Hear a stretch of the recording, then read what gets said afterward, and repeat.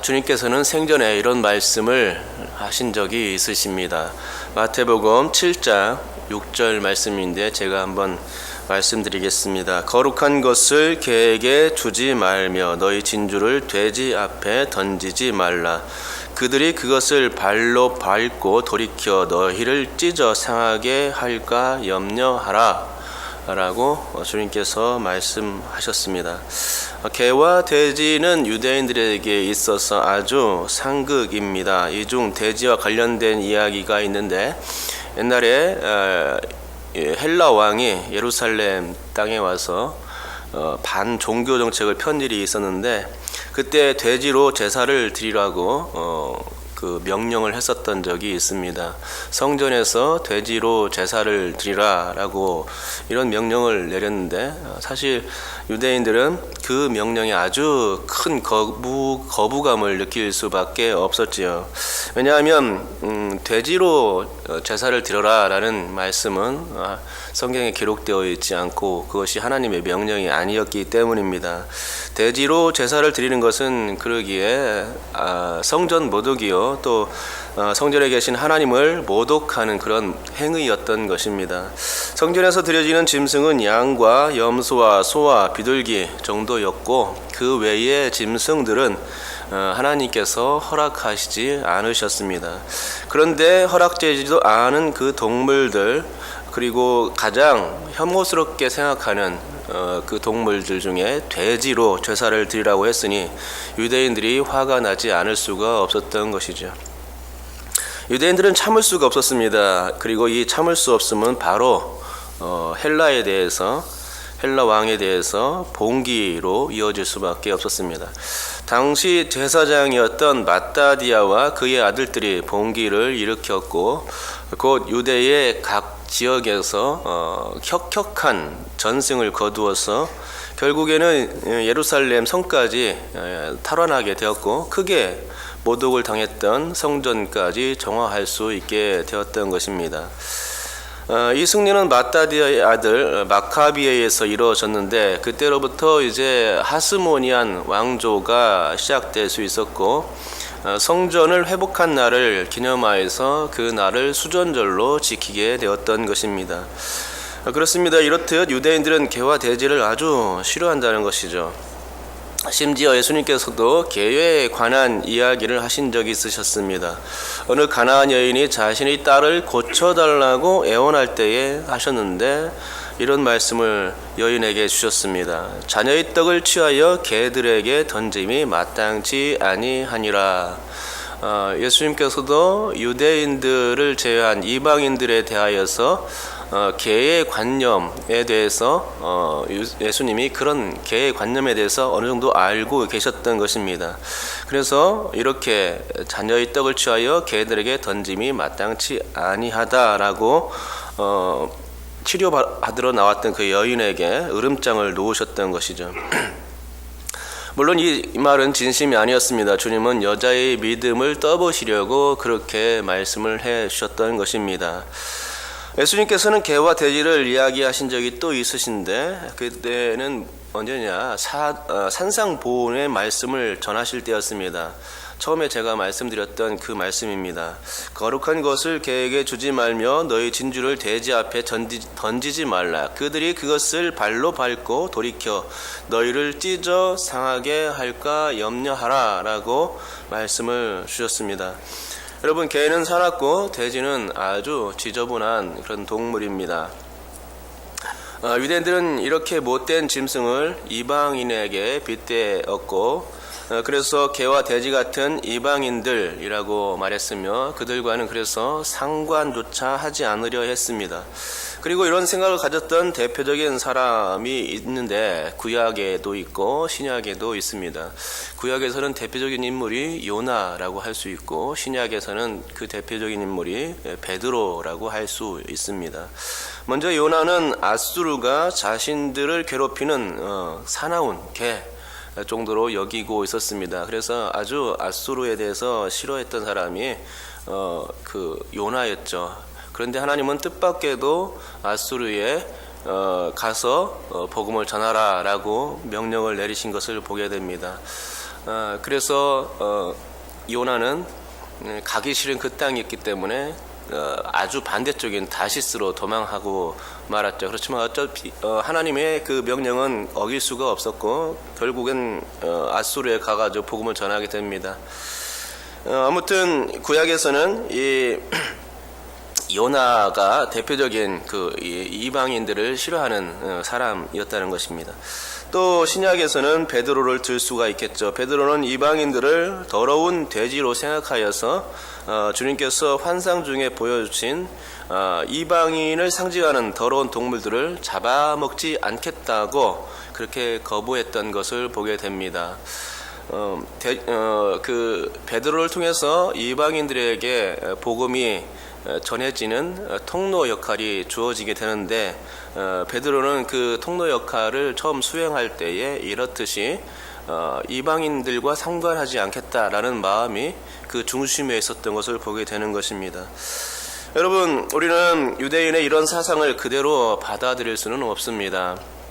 이렇게 받아들이게 된다면 복음이 유대인을 넘어서 이방인인 우리들에게까지 전해지지 않았을 것입니다.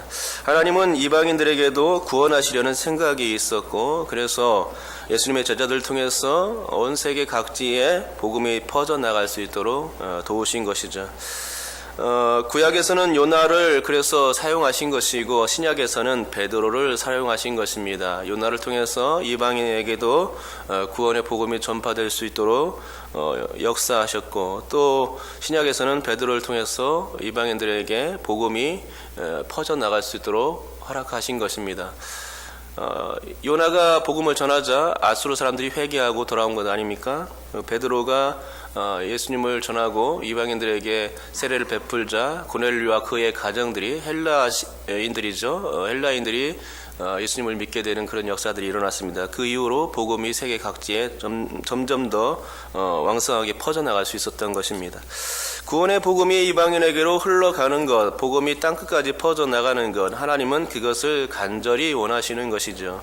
그러기에 복음을 끌어안고 있는 것은 큰 잘못이고 우리는 구원받았으니까 이제 끝이다 라는 생각은 아주 큰 잘못된 생각입니다. 우리는 구원받았지만 여전히 구원받지 못한 사람들이 세상 가운데 있고 그들에게 우리는 복음을 전해야 하는 것입니다. 그것은 정말로 요나가 생각했던 국수주의와 자민족주의로 똘똘 뭉친 그 생각 가운데서 우리는 그것을 타파할 수 있어야 된다는 것입니다. 더 나아가서는 나의 원수라 할지라도 내가 가진 복음을 전해 주어야 하는 것입니다. 그것이 요나와 같이 되지 않는 길이며 하나님의 뜻에 부합한 일이 될 수 있을 것입니다. 그렇습니다. 복음 전하는 일에 있어서는 개와 돼지라는 그룹을 따로 생각하지 말아야 하겠지요. 내가 싫어하는 원수라도 복음을 전해야 맞는 것입니다. 그것이 하나님의 선하신 뜻이고 의로운 생각입니다. 그건 절대로 하나님의 뜻이라는 것이죠. 그러기에 요나와 같은 불순종은 기독교인들에게 있어서 결코 고상한 게 아닙니다. 나만 구원을 받았으니까 이제 끝이다. 이건 고상한 생각이 아니라는 것입니다. 그런데 우리가 경계해야 할 일이 있습니다. 그것은 정말로 거룩한 것을 개에게 주지 않는 일입니다. 이 일은 지금까지 말씀드린 복음을 전하는 일과는 조금 더 다른 개념에서의 일입니다. 어떤 일이냐면 오늘 본문에 나온 시몬이 한 행동인데 그것은 성직 매매와 관련되어 있습니다. 중세시대 때는 성직을 사고 파는 일이 매우 흔하게 일어났습니다. 그런데 추기경, 대주교, 수도원 원장직 이런 종교직들을 갖다가 그 돈으로 매매하는 일들이 많이 있었습니다. 예수님이 오시기 전 중간기에도 그런 일이 있었는데 이때는 대제사장직을 돈으로 매수했고 대제사장이 바뀐 지 얼마 안 되었는데 더 많은 돈을 주게 되니까 그 사람이 다시금 다른 사람이 지금 대제사장직을 맡고 있는 사람이 있는데 돈을 더 많이 얹어주니까 그 돈을 더 많이 준 사람을 대제사장으로 세우는 그런 일들까지 있었습니다. 대제사장은 평생직인데 중간에 그냥 바뀌어버리는 뭐 때문에요? 돈 때문에 바뀌어지는 일이 있었다는 것입니다. 성직 매매죠. 대제사장직은 하나님께서 지정해 주신 사람들만 될 수 있었습니다. 일단은 레위만 될 수 있었고, 레위인이라도 다 되는 것은 아니고 첫 대제사장이었던 아론의 직계 후손들만 대제사장이 될 수 있었던 것입니다. 선지자나 제사장, 왕은 원래 하나님께서 정해주신 사람만 되어야 했고, 그렇지 않으면 하나님의 뜻에 어긋나는 일이었기에 절대로 될 수 없는 일이었습니다. 그런데 중간기에는 아론 자손도 아니고 더군다나 레위인도 아닌 일반인들이 대제사장을 돈을 주고 샀다고 하니 얼마나 이건 큰 성전 모독입니까? 거룩한 것을 개와 돼지에게 주는 꼴이 되었던 것입니다. 하나님께서 세우신 성직을 사람이 사고 팔고 하는 이런 일이 되었으니 하나님께서 싫어하실 일이죠. 진짜로 거룩한 것을 개에게 내준 것입니다. 진주를 돼지에게 던진 꼴이 된 것이죠. 오늘 본문에 나온 시몬이 그와 같았습니다. 돈을 주고 거룩한 것을 사려고 했습니다. 그는 사도들이 안수로 성령 받는 것을 보고는 돈을 주면 저렇게 나도 성령을 받을 수 있겠구나 라고 생각했습니다.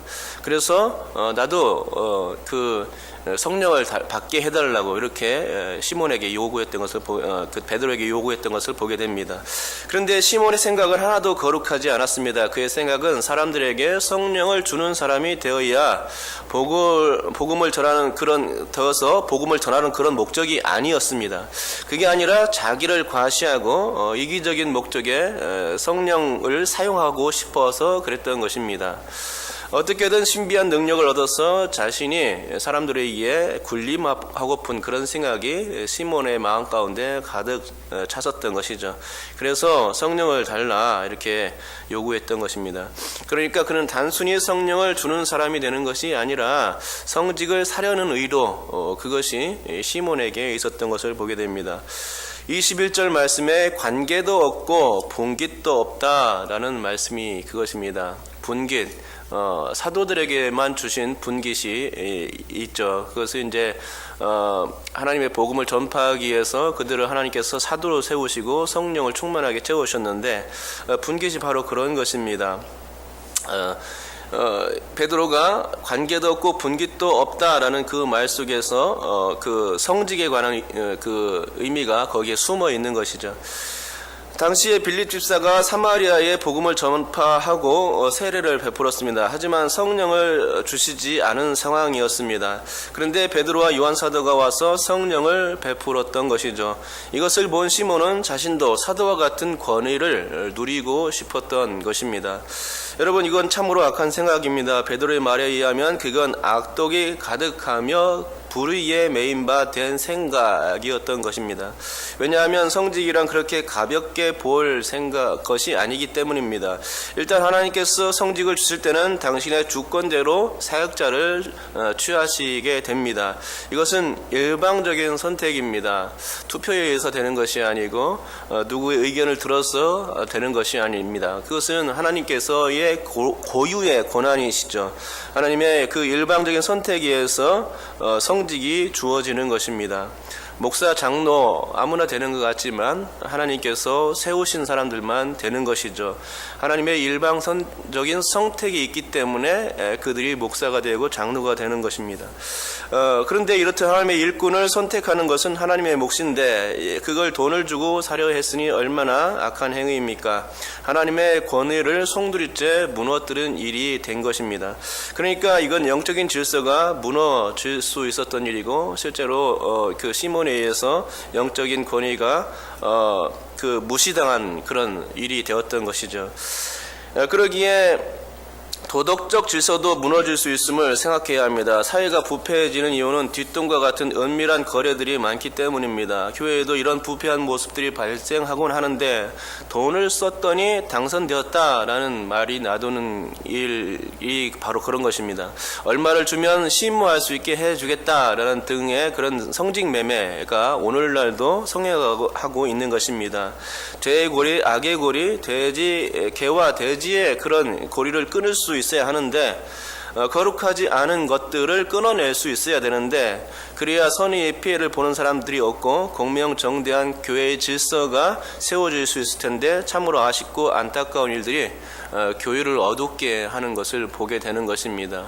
우리는 이렇게 거룩한 것을 돼지에게 주는 일들, 이런 성직매매와 관련된 일들, 이런 것들을 절대 거부해야 될 줄 믿습니다. 여러분, 성직매매를 사이몬이 혹은 시몬이라고 하는데, 오늘 본문에 나온 마술사 시몬의 그릇된 행동에서부터 유래된 단어인 것입니다. 여러분, 제가 성직매매가 영적이고 도덕 질서를 흔든다고 했는데, 베드로 사도의 말에 의하면 이 두 개의 핵심이 그대로 나타납니다. 첫째로 영적인 질서를 흩은다는 의미에서 베드로는 하나님의 선물을 언급했던 것입니다.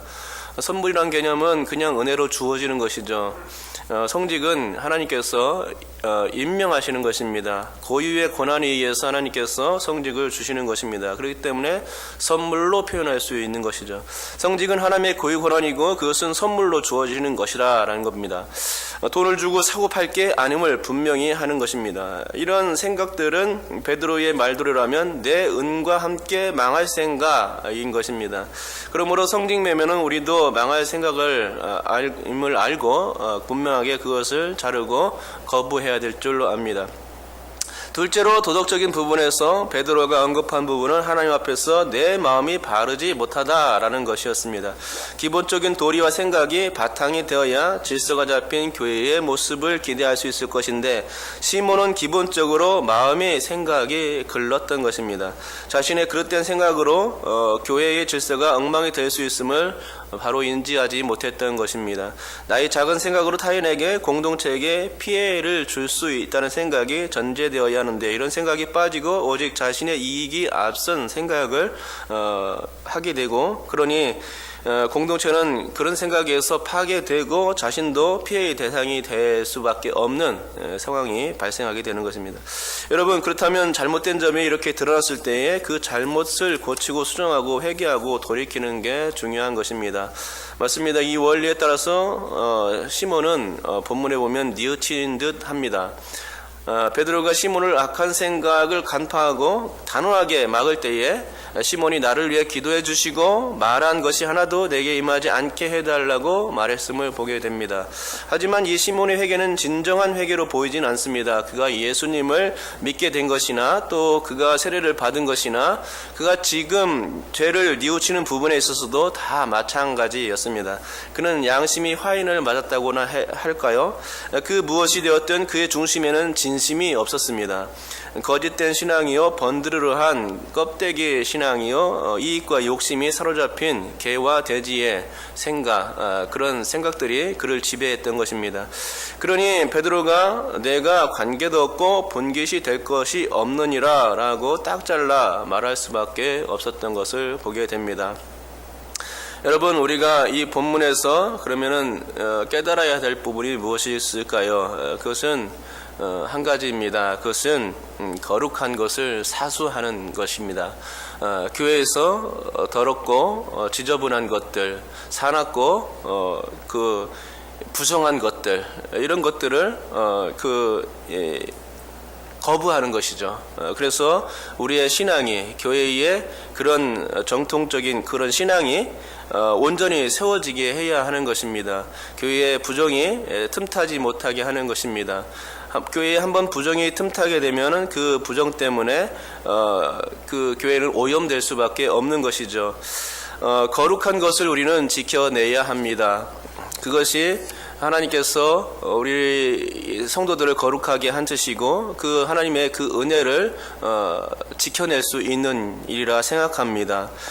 성직 매매와 같은 일들은 중세시대부터, 아니 그 이전부터 있었다고 할 수 있는데, 이런 죄의 고리들이 교회에서 만연되고 이렇게 하다 보면은 교회는 부패되고 부정적인 방향으로 나갈 수밖에 없게 되는 것을 보게 됩니다. 이런 가운데 사람들은 선의의 피해를 입게 되는 것이지요. 그렇기 때문에 교회가 바른 공간, 의의 공간이 되기 위해서 우리가 어떻게 해야 하느냐, 그 거룩한 것을 사수하고 지켜내는 것입니다. 내 자신이 거룩한 것을 지켜내야 하고 또 베드로처럼 시몬 같은 사람이 있을 때 그런 사람에게 거룩한 것을 내어주지 않는 그런 거룩한 것을 지켜내고 방어할 수 있는 그런 단계까지 이르러 수 있어야 되겠지요. 그래서 교회는 우리 자신이 성도 자신이 개인이 거룩한 것처럼 또 이 교회도 하나님의 그 성전으로서 거룩해야 되지 않겠습니까? 그래서 우리 올 한 해에도 하나님께서 이 신월 중부교회를 사랑하시는 그 사랑을 나타내야 하는데 하나님 우리 삶 가운데서 우리 교회의 그 모든 신앙의 그런 행위들 가운데서 주님 하나님 은혜를 내려 주시옵시고 그 은혜 우리가 믿음으로 받아들이게 도와주시옵시고 또 이 교회를 또 나의 신앙을 그 정직하게 세울 수 있도록 은혜 내려 주시옵소서. 그리고 하나님이 주신 이 거룩한 것들을 우리가 지켜내고 사수하면서 우리의 신앙을 교회의 신앙을 지켜낼 수 있게 도와주시옵소서라고 기도해 드릴 줄 믿습니다. 이러한 은혜가 여러분 가운데 충만할 수 있기를 주님의 이름으로 축복합니다. 기도하겠습니다.